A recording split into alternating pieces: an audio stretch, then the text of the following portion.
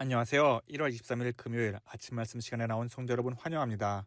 오늘 우리가 함께 볼 말씀은 창세기 17장 1절부터 27절입니다. 그 중에서 1절부터 8절까지 제가 봉독하겠습니다. 아브라함이 99세 때에 여호와께서 아브라함에게 나타나서 그에게 이르시되 나는 전능한 하나님이라. 너는 내 앞에서 행하여 완전하라. 내가 내 언약을 나와 너 사이에 두어 크게 번성하게 하리라 하시니 아브라함이 엎드렸더니 하나님이 또 그에게 말씀하여 이르시되 보라 내 언약이 너와 함께 있으니 너는 여러 민족의 아버지가 될지라. 이제 후로는 내 이름을 아브라함이라 하지 아니하고 아브라함이라 하리니 이는 내가 너를 여러 민족의 아버지가 되게 함이니라. 내가 너로 심히 번성하게 하리니 내가 내게서 민족들이 나게 하며 왕들이 내게로부터 나오리라. 내가 내 언약을 나와 너 및 내 대대 후손 사이에 세워서 영원한 언약을 삼고 너와 내 후손의 하나님이 되리라. 내가 너와 내 후손에게 내가 거류하는 이 땅 곧 가나안 온 땅을 주어 영원한 기업이 되게 하고 나는 그들의 하나님이 되리라. 아멘. 세월이 흘러 나이가 들수록 사람의 지혜는 깊은 샘처럼 단단해지기 마련입니다. 철학자 키케로가 노인의 지혜는 생명샘이라 칭송했고 마틴 루터는 나이는 쇠퇴가 아니라 성숙이라고 말했듯이 나이 듦은 하나님께서 주시는 축복 중의 하나입니다. 지혜란 치열한 경험과 배움의 토양 위에 피어나는 귀한 열매이기 때문이지요. 하지만 풍부한 경험은 때로는 양날의 검이 되기도 합니다. 지식과 경험이 쌓일수록 역설적으로 자기 생각이라는 틀에 갇힐 위험이 생기기 때문이지요. 스스로 쌓아 올린 지혜의 성벽에 사로잡히면 시야는 좁아지고 새로운 가능성을 받아들이는 유연함은 사라집니다. 고정관념이 없는 아이들이 어른들이 단정지은 문제를 창의적으로 풀어내는 것처럼 어쩌면 어른들은 내 생각에만 몰두하다 더 넓은 세상을 향한 문을 스스로 닫아버리고 있는지 돌아봐야 합니다. 이러한 인간의 제한된 시각은 하나님을 향한 우리 믿음에도 그대로 투영되곤 하지요. 오늘 본문을 보면 하나님께서는 인간의 상식을 완전히 뛰어넘는 방식으로 아브라함과 다시 한번 언약을 맺으시는 모습을 볼 수 있습니다. 1절 말씀에서 아브라함이 99세 때에 여호와께서 나타나셨다고 기록합니다. 인간의 관점에서 99세는 인생의 모든 가능성이 소멸해가는 끝자락이자 생물학적으로는 이미 쇠락할 대로 쇠락한 나이입니다. 비록 아브라함이 175세에 죽었다는 점을 고려하여도 아브라함은 아마도 새로운 미래를 꿈꾸는 것보다 그저 이스마엘과 함께 남은 여생을 평안히 마무리하자라고 생각했을지도 모릅니다. 이렇게 인간의 상식으로는 끝이라고 생각할 때 하나님은 아브라함을 찾아오셔서 놀라운 선포를 하십니다. 나는 전능한 하나님이라.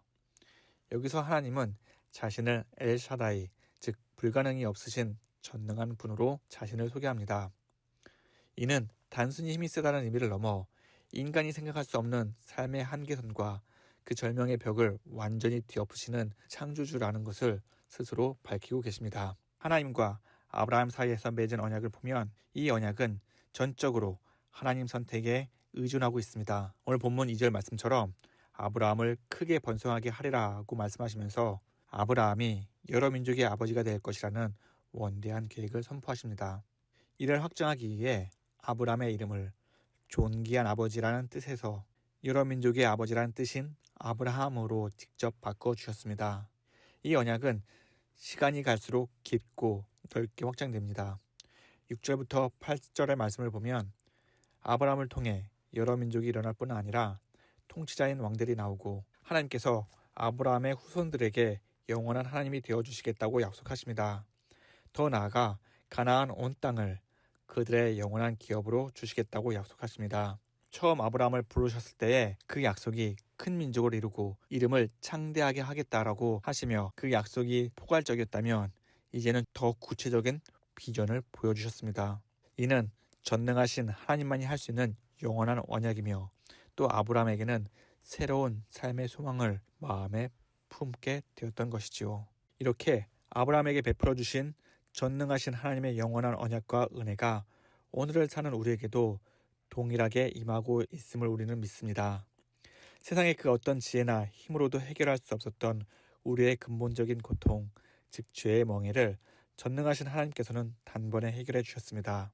오직 전능하신 하나님만이 하실 수 있는 그 일, 바로 예수 그리스도를 이 땅에 보내심으로 우리를 모든 죄의 속박에서 자유케 하신 것입니다. 거기에 더해 하나님은 오늘 무엇을 먹을까, 내일 어떻게 살까 고민하며 발을 동동 구리는 우리에게 영원한 하나님의 나라의 소망을 부어주셨습니다. 유한한 인생의 계획을 넘어 영원한 삶의 지도를 그려주신 것이지요. 우리는 더 이상 일상의 염려에 갇힌 존재가 아닙니다. 이 땅에서 하나님의 은혜와 사랑이 충만한 삶을 마음껏 누리다가 주께서 예비해 두신 그 나라에 들어가 영원한 생명을 누릴 수 있는 하나님의 백성인 것이지요. 그렇기 때문에 전능하신 하나님 계획 안에서 우리의 삶은 이미 하나님의 소망 가운데 있으리라 믿습니다. 1절에서 하나님은 자신을 전능하신 하나님으로 소개한 후에 아브라함에게 엄중한 명령을 내리십니다. 너는 내 앞에서 행하여 완전하라. 여기서 완전하라 라는 그 답을 신명기 18장 13절에서 발견할 수 있습니다. 하나님은 이스라엘 백성이 약속의 땅에 들어가게 되면 그 땅에 가증한 풍습인 점술이나 무속신앙이나 신접한 자들의 행위를 단호히 거절하라 명하시며 너는 내 하나님 여호와 앞에서 완전하라고 말씀하십니다. 다시 말해 완전함이란 세상의 가치관이나 유혹에 흔들리지 않고 오직 하나님께만 뿌리 박은 구별된 삶을 의미합니다. 내가 처한 환경이나 세상의 풍조에 마음에 뺏기지 않고 오직 하나님만을 온전히 바라보는 삶의 태도가 바로 하나님이 원하시는 완전함의 본질인 것이지요. 하나님은 아브라함에게 바로 이러한 완전함을 요구하셨습니다. 하지만 당시에 아브라함에게는 치명적인 약점이 있었습니다. 바로 아들에 관한 문제였습니다. 아브라함은 사라를 통해 아들을 주시겠다는 하나님의 약속을 온전히 신뢰하지 못했습니다. 결국엔 인간적인 생각으로 하갈을 취해 이스마엘을 낳았고 하나님이 다시 한번 사라의 출산을 약속하실 때 아브라함은 속으로 비웃기까지 했습니다. 100세 된 사람이 어찌 자식을 낳을 수 있을까? 90세인 사라가 어찌 출산할 수 있을까? 전능하신 하나님 앞에서 아브라함은 자신의 상식과 경험이라는 잣대로 하나님의 능력을 제안했습니다. 다른 영역에서는 하나님을 잘 신뢰했을지 몰라도 가장 간절하고도 예민한 자녀라는 영역에서 아브라함은 결코 완전하지 못했습니다. 그러기에 하나님께서는 아브라함에게 완전함을 요구하셨던 것이지요. 우리 역시 아브라함과 다르지 않습니다. 우리에게도 저마다의 연약함이 있습니다. 도덕적으로는 깨끗하게 살려고 애쓰지만 결정적인 순간에 믿음이 흔들리거나 자꾸만 넘어지는 영역이 반드시 존재합니다. 그렇다면 어떻게 하나님이 요구하시는 그 완전함에 도달할 수 있을까요? 그 답은 오직 예수 그리스도 안에 있습니다. 오직 예수님만이 사탄 마귀의 시험과 유혹을 물리칠 완전한 사람이자 하나님의 아들이십니다. 진정한 완전함은 내 의지나 노력이 아니라 나의 연약함을 정직하게 인정하고 내 안에 계신 예수 그리스도를 전적으로 의지할 때 시작됩니다. 우리 스스로는 죄를 이길 힘도 한계를 극복할 능력도 없습니다. 매일같이 그 연약함 때문에 넘어지고 괴로워하는 것이 우리의 솔직한 모습 아니겠습니까? 그러나 우리 안에 계신 예수님께서 힘과 능력을 주실 때 우리는 비로소 죄에서 멀어진 삶을 살 수 있으리라 믿습니다. 내 힘을 빼고 주님의 능력을 덧입는 것, 그것이 바로 하나님이 요구하시는 여호와 하나님 앞에서 행하며 완전하게 사는 삶이라 믿습니다. 하나님께서 허락하신 이 놀라운 언약에는 한 가지 중요한 요청이 담겨 있습니다.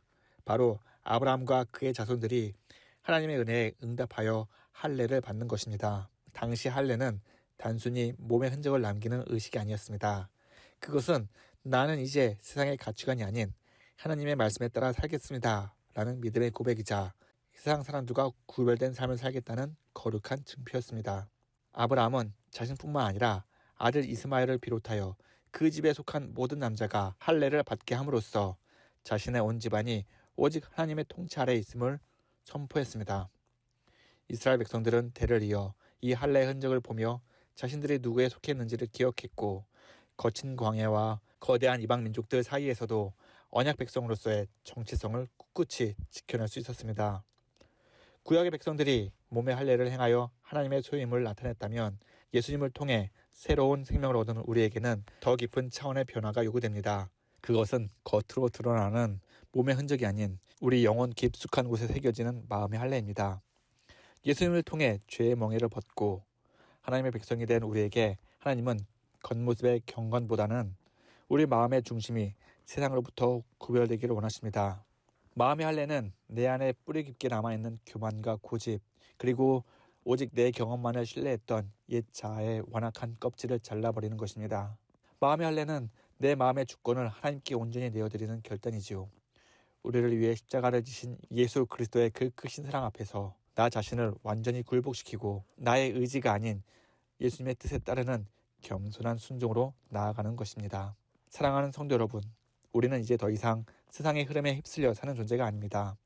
마음의 할례를 받은 자로서 우리의 생각과 가치관이 오직 복음으로 구별되어야 합니다.